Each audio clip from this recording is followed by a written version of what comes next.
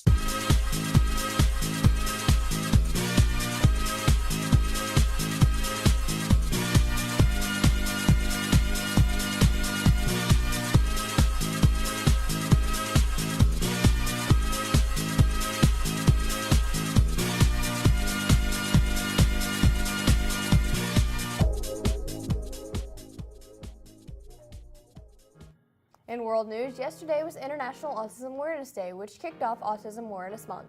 The day itself aims to put a spotlight on the troubles that people with autism go through every day. Autism spectrum disorder is a neurological disorder that affects both communication and behavior.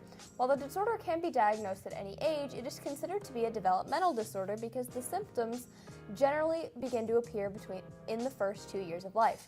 Autism is known as a spectrum disorder because of the wide variety in the type and severity of the symptoms, and not everyone living with the disorder has all of the symptoms. World Autism Day is one of only 7 official health-specific United Nations days, and the day itself brings individual autism organizations together from around the world to aid in things like research, diagnosis, and acceptance for those with the disorder. The day aims to promote awareness for the disorder and tries to help educate the public while also empowering those with the disorder. The United Nations passed the bill for this holiday to become international without a vote. They said it was to improve human rights. You'll be seeing buildings and other things showing their support by lighting things up with blue lights, paying a tribute to the Autism Speaks campaign slogan, Light It Up Blue. Make sure to try and wear something blue to support this month. In national news, an Ohio teen has been arrested and is facing a total of 73 charges on swatting across the country.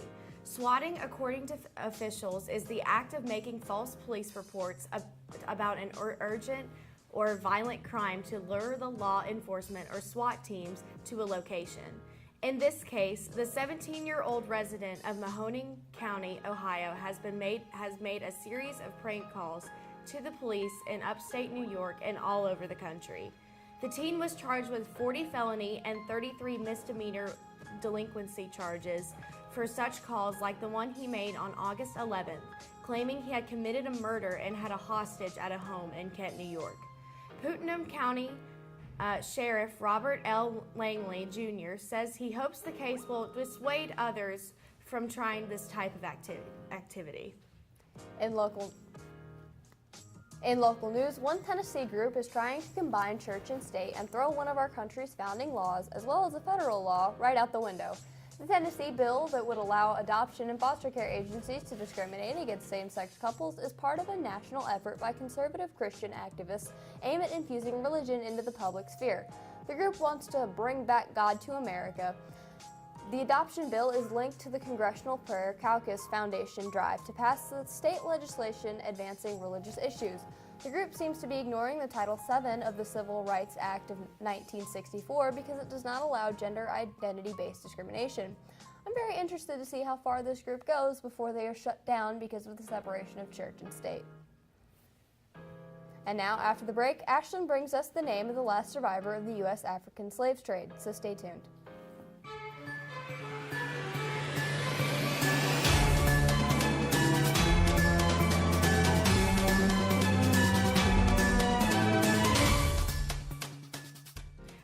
top story today, a woman has been identified as the last survivor of the U.S. African slave trade.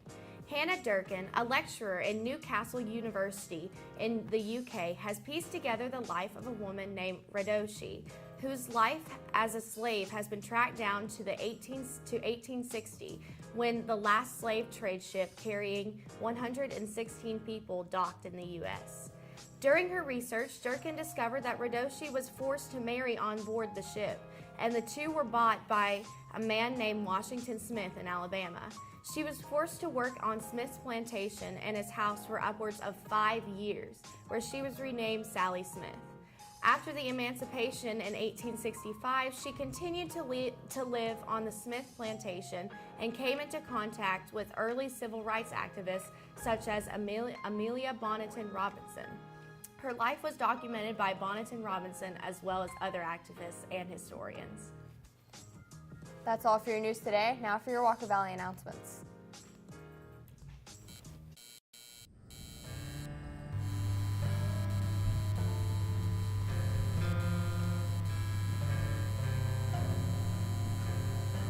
The West Side Raritan Club has announced a Good Works Community Service Grant.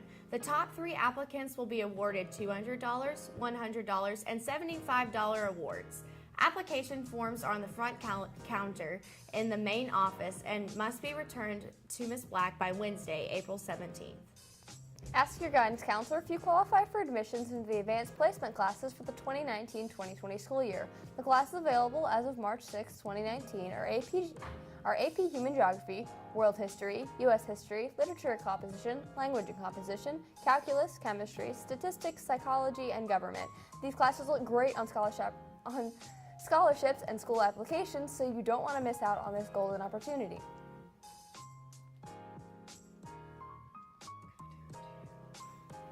The first annual Wonka Valley Film Festival is being held on May 4th of this year.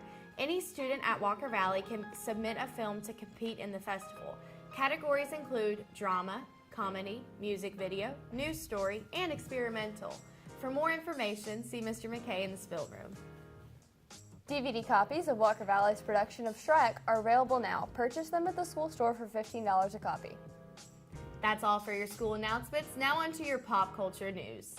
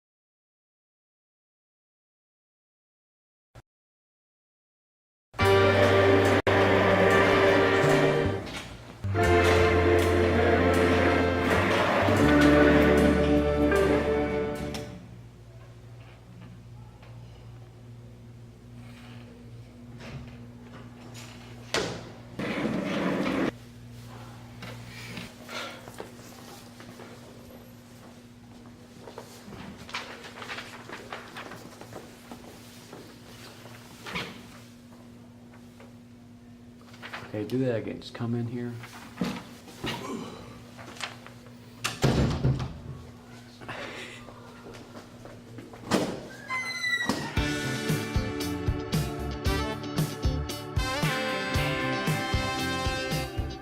Hey guys, do you want to be part of music shoutouts? Well, guess what? We have this paper set up for you. All you need to do is put the name of the individual or band. You also need to put the phone number so that way we can contact you. We're also going to need all the social medias that you want us to shout out, like Twitters and Facebooks and Instagrams. And also, when you do the music shout-outs, we need you to have like 2 or 3 pieces of music prepared to play, and also be prepared to answer a few questions. Some of the most basic questions will involve your career and what you're doing right now. Don't think of it as like something scary to do. We want you to be very relaxed when you do this. Okay, where you pick this up is at the spill door. There's a little folder. We want to upgrade that. Right now we don't have enough folders. We just have one, and we have like 2 different papers in there. Like it's It's not too good right now, but we will try to fix that as time goes along. And also, if you want to turn it in, you got to turn it in right in the folder, or go up to Mr. McKay in the spill room.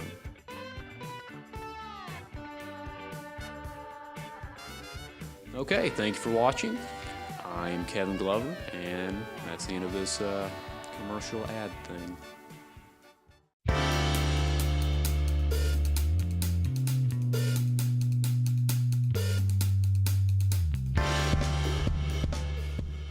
What's up, Wonka Valley? I'm Madison, And I'm Brittany. and we're here to give you the latest pop culture news. After their induction into the Rock and Roll Hall of Fame, frontman of The Cure, Robert Smith, gave some words on the band's future. With the 30th anniversary of their 1989 album Disintegration coming up, they plan to play shows in the U.S. to celebrate later this year. They've also been working on a new album, so fans should definitely be on the lookout for that.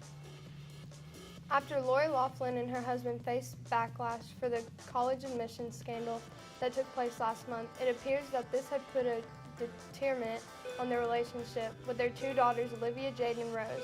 Sources say the two used to be quite close to their mother, but after this, who knows if things will ever be the same. Last week, we mentioned the reveal of a new Joker movie in the making. More posters and looks into the film have been given, with the trailer premiering today following the Todd Phillips appearance at CinemaCon yesterday. Todd said that he would describe the film as a tragedy and that he thinks a lot of the theories fans have put out about what the movie is going to be are incorrect. That's all for your exciting pop culture news today. Tune in with us next time on Now and Your Sports with Chris and Nico.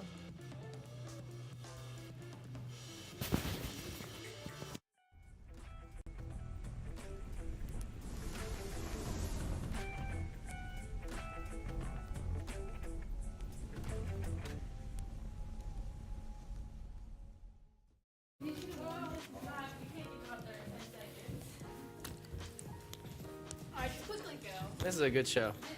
Are you kidding?